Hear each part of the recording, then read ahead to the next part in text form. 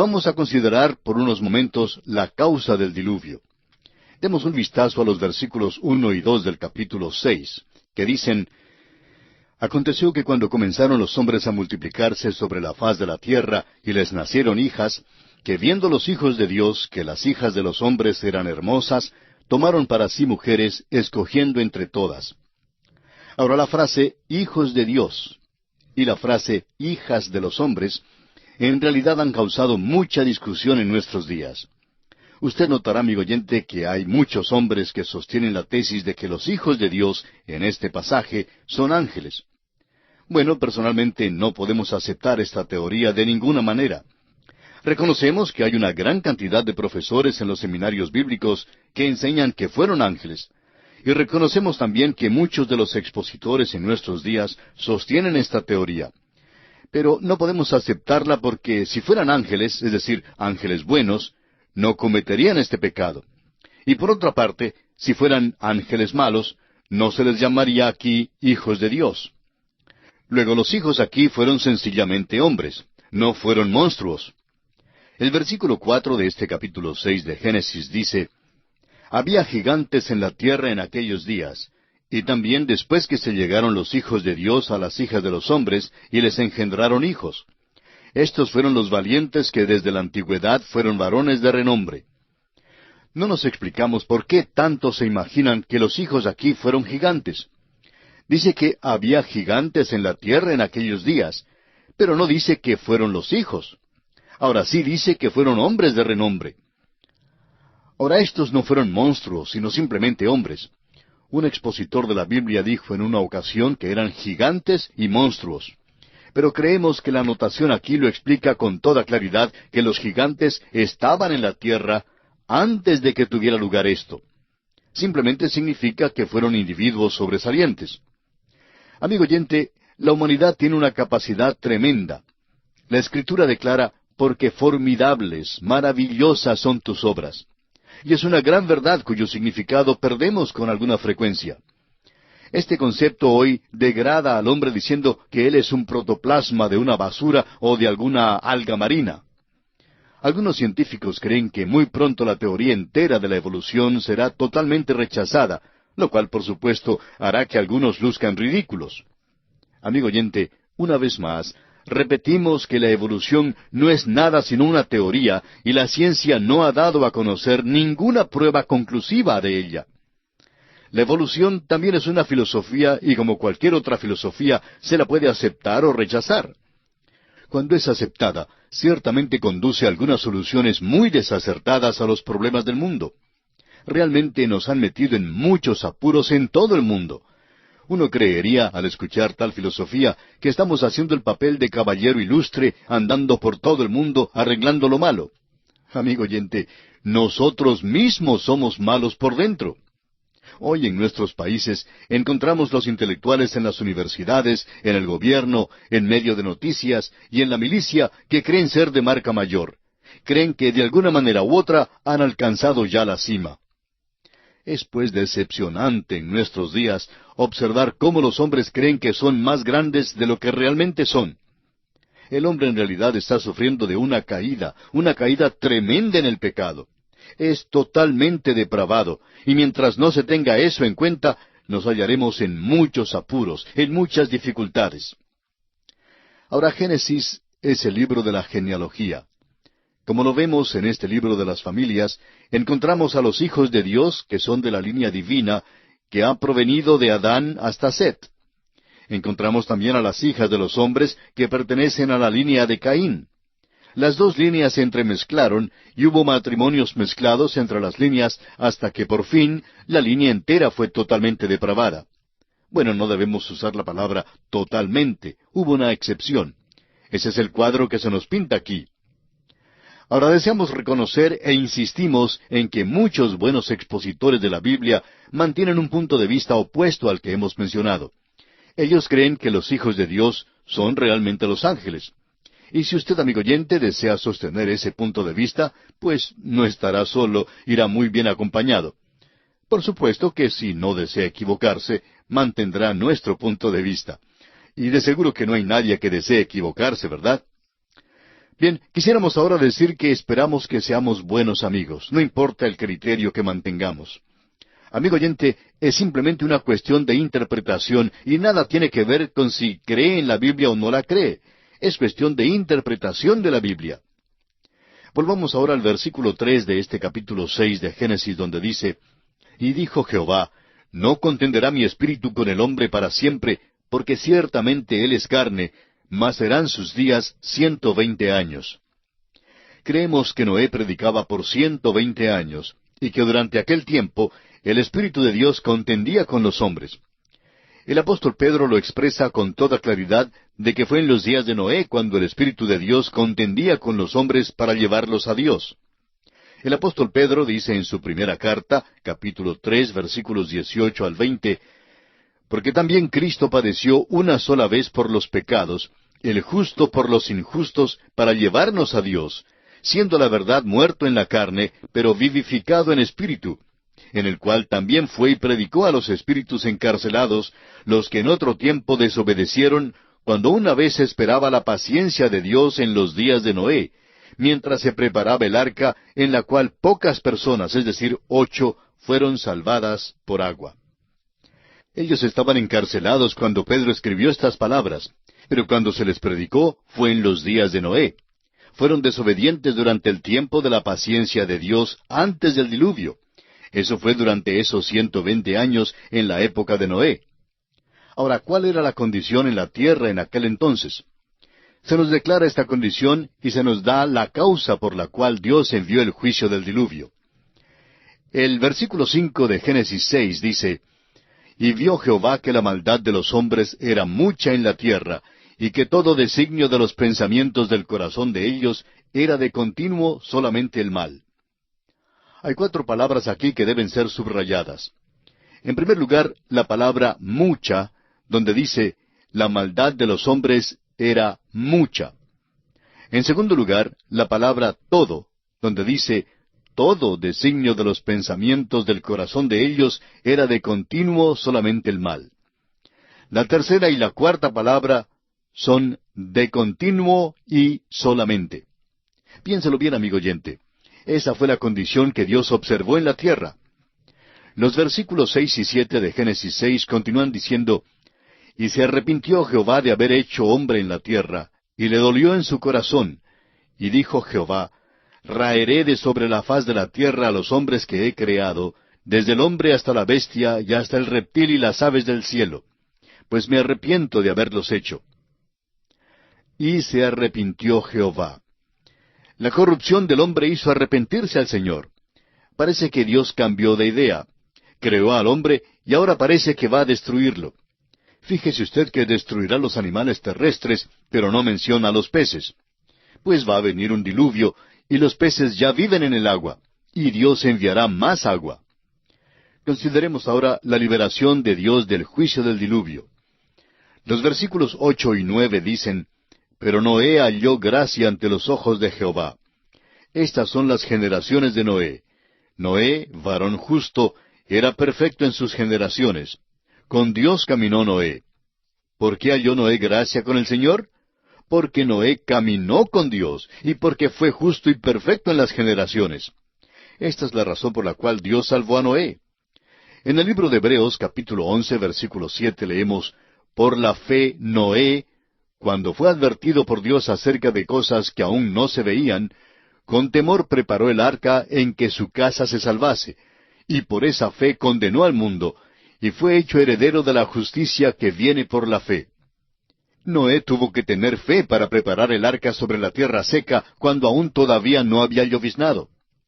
En este capítulo 11 de Hebreos se nos dice que fue por la fe que Enoc fue traspuesto.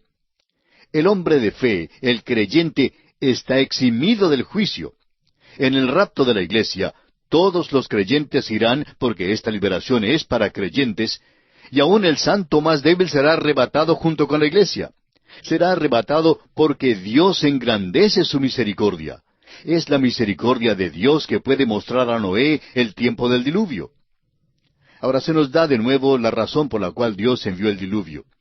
Dios vio que el camino del hombre se había desviado del propósito para el cual Dios lo había creado. El hombre no seguía ya el camino de Dios, sino su propio camino caprichoso. Los versículos 11 al 13 de Génesis 6 nos dicen, «Y se corrompió la tierra delante de Dios, y estaba la tierra llena de violencia. Y miró Dios la tierra, y he aquí que estaba corrompida, porque toda carne había corrompido su camino sobre la tierra. Dijo pues Dios a Noé, He decidido el fin de todo ser, porque la tierra está llena de violencia a causa de ellos, y he aquí que yo los destruiré con la tierra». Vamos a mencionar algunas cosas aquí al examinar las razones por las cuales Dios juzgó a la tierra con un diluvio. Dios había dado al hombre la promesa de un Redentor, y le había dicho que un Salvador vendría a la tierra. Todo el mundo debió haberlo esperado y buscado. En lugar de eso, se nos dice que el hombre se había apartado de Dios. Luego sabemos que Dios había provisto un sacrificio a Adán y Eva. Hallamos que por medio de esto, Dios había dado un gran principio eterno. Los dos hermanos, Caín y Abel, representan los dos grandes sistemas, dos clases de personas.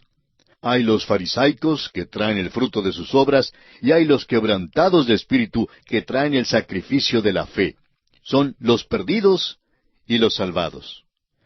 El profesor formal y el creyente sincero. Los dos tipos estuvieron presentes en la raza humana en el tiempo del diluvio. Los patriarcas vivieron por tanto tiempo que Adán y Matusalén llenaron el período entero desde la creación y el diluvio. Ciertamente compartieron la revelación de Dios con el resto del género humano. En la carta universal de Judas, en los versículos 14 y 15, leemos que Enoc predicó y profetizó durante ese período. También el apóstol Pedro, en su segunda carta, capítulo 2, versículo 5, declara que Noé fue predicador de justicia. Dio testimonio de su fe construyendo el arca. Los hombres ya habrían sabido que Enoc había desaparecido. Eso debió haberlos puesto sobre aviso. Sabían el significado del nombre de Matusalén, de modo que, cuando murió, deben haber sabido que algo iba a suceder. Luego tenemos el ministerio del Espíritu Santo. Dios dice en el versículo 3 de Génesis, capítulo 6, «No contenderá mi espíritu con el hombre para siempre». De modo que el Espíritu de Dios contendía con el hombre, y el hombre rechazaba a Dios por completo. Esta fue la actitud general con la excepción notable de Noé y su familia. El Espíritu de Dios estaba contendiendo con el hombre en la tierra, pero el hombre se desviaba de Dios. Este es el cuadro que está ante nosotros. Esto es lo que trajo el diluvio sobre la tierra. Por tanto, hay suficiente evidencia dada aquí que clarifica perfectamente el hecho de que Dios fue justo y correcto al enviar el diluvio. Si Dios no hubiera enviado el diluvio en el tiempo en que lo envió, habría perdido la raza humana entera. Aun como lo hizo, quedó un solo hombre, y ese hombre fue Noé. Aquí había un hombre que caminó con Dios, que creyó que Dios haría lo que había dicho y que todavía confió en Dios. Estaba dispuesto a correr el riesgo de construir un arca en la tierra seca y de convertirse en el hazmerreír de la comunidad. Y así sucedió por 120 años. Pero él creyó la palabra de Dios. La Biblia nos habla de una comparación extraordinaria existente entre los días de Noé antes del diluvio y los días en la tierra antes de que venga Jesús de nuevo. Esto no se refiere al rapto de la iglesia, sino a su venida a la tierra para establecer su reino. Hay algunos hechos análogos muy notables que ya han acontecido. El capítulo comenzó diciendo que los hombres se multiplicaron sobre la faz de la tierra. Hubo un tremendo aumento de población y el hombre se había esparcido por aquel entonces y por tanto poblaba mucho de la tierra. Se había esparcido en toda dirección. Vemos hoy de nuevo un tremendo aumento de población y el hombre se multiplicará más aún sobre la faz de la tierra. Ahora notamos que Dios dijo, «No contenderá mi espíritu con el hombre para siempre». Y se nos dice que en el período de la gran tribulación, el Espíritu Santo ya no refrenará más la maldad. Todavía estará presente para convertir a los hombres, pero no estará refrenando la maldad en la tierra. Las proposiciones de Dios a los hombres serán menospreciadas y rechazadas como fueron en los días antes del diluvio. ¿No es asombroso cómo los hombres hoy en día escuchan a ministros que niegan verdades bíblicas vitales? En cambio, casi no se oye nada del hombre que cree completamente lo que Dios ha revelado. Los creyentes verdaderos han tratado de progresar, han tenido varias convenciones y tratan de regresar a la corriente principal. Pero vivimos en un día en que, si uno desea estar firme por Cristo, notará que no le va a ser posible hablar con frecuencia ante las cámaras de televisión. El camino aceptable hoy es negarlo todo, protestar y marchar. Nuestro mundo experimentará el rapto de la iglesia. Sucederá que un gran número de personas desaparecerán de la tierra. Pero notamos que entonces hubo también juicios. Sin embargo, las personas no hicieron caso de ellos. Dios les había dado amonestaciones y les había dicho que vendría el diluvio. Sin embargo, no prestaron atención a tales amonestaciones. Veamos ahora las instrucciones que fueron dadas a Noé para la construcción del arca. En el versículo 14 de este capítulo 6 de Génesis, Dios dice a Noé, «Hazte un arca de madera de gofer, harás aposentos en el arca, y la calafatearás con brea por dentro y por fuera». Aún al hacer este preparativo, Dios estaba dando a los hombres bastante oportunidad. El gofer es una madera indestructible, y muy semejante a la madera del pino gigantesco. La palabra aposento sugiere la idea de nido. El elefante tendría necesidad de un aposento, pero el topo se contentaría con un poquito de polvo en un rinconcito. Eso es todo lo que necesitaría. Debía pues hacerla impermeable con brea por dentro y por fuera. Ahora leemos en el versículo 15, «Y de esta manera la harás. De 300 codos la longitud del arca, de 50 codos su anchura, y de 30 codos su altura». Lamentablemente, la impresión del arca que tienen muchas personas es la que recibieron al ver unos cuadros de ella, que la hace parecer como un barco vivienda. Pero creemos que ese es un tipo de farsa ridícula. Es una caricatura realmente del arca en vez de ser un cuadro de ella como realmente fue. En primer lugar, el arca fue una construcción de tamaño adecuado. El codo tiene aproximadamente 42 centímetros de longitud. Se nos dice que tuvo 300 codos de longitud, y por tanto fue una construcción algo grande. Surge la pregunta, ¿cómo es que pudieron construirla segura en aquel tiempo? Amigo oyente, no estamos estudiando a los cavernícolas. Noé fue un hombre muy inteligente. Toda la inteligencia que tiene la raza humana hoy tuvo que provenir de este hombre, Noé, porque fue muy inteligente. No estaba edificando un transatlántico de esos que resisten las olas enormes. Todo lo que hizo fue construir un lugar para la vida, animal y humana, para que se quedara allí por un largo tiempo. Debía permanecer en ella esperando la terminación del diluvio. Por esa razón no necesitó los planos de un transatlántico. Pero este plan daría todo el espacio necesario para el uso que Dios intentaba darle. Ahora notemos que el arca tenía unos 138,5 metros de longitud. Era un arca larga, pero lo interesante es la dimensión relativa del arca. Un acorazado de los Estados Unidos, el Nuevo México, tenía 192 metros de longitud, 32 3/4 metros de anchura y un calado máximo de 9 metros. Al comparar estas cifras con las del arca, encontraremos que las dimensiones son más o menos iguales. Por tanto, no era un barco que se viera ridículo de ninguna manera. Ahora el versículo 16 nos dice, «Una ventana harás al arca, y la acabarás a un codo de elevación por la parte de arriba, y pondrás la puerta del arca a su lado, y le harás piso bajo, segundo y tercero». En lo alto del arca había una ventana de un codo de elevación, y daba la vuelta al arca. Ahora la parte superior debe haber sobrepasado un poco. En estos días, ese es el modo que se emplea para la ventilación de un gimnasio, por ejemplo. Ahora notemos que el arca tenía una sola puerta, y esto es de importancia. Cristo nos dice que Él es la puerta del redil. Hay un solo camino. Cristo también es la puerta en el arca. Había 3 pisos en el arca, y uno preguntará si había una puerta en cada piso. Bueno, personalmente creemos que hubo solamente una puerta en el arca y no una en cada piso. Pero francamente creemos que es un detalle sin importancia. Ahora el versículo 17 dice, «He aquí que yo traigo un diluvio de aguas sobre la tierra para destruir toda carne en que haya espíritu de vida debajo del cielo. Todo lo que hay en la tierra morirá». Dios está trayendo un juicio sobre la tierra, un juicio que incluiría toda vida animal, tanto a las aves como a los hombres.